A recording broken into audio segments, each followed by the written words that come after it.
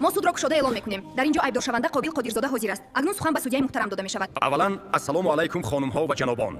суди имрӯзаи моро кушода эълон менамоям. акнун суханро ба айбдоршаванда медиҳем.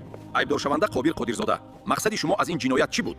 аввалан барои он ки ба ман сухан додед ташаккур. имрӯз вақти он расидааст ки барои ҳамаи ҷиноятҳое ки содир кардам ҷавоб диҳам. вақте ки ман ҷасади рӯҳсораро ба хона мебурдам, ин аввалин бор набуд. ман пештар ҳам ҷасадҳоро аз қабр медуздидам. Қобил Қодирзода, лутфан аниқтар шарҳ диҳед. ҳодисаро пурра ва фаҳмо баён кунед.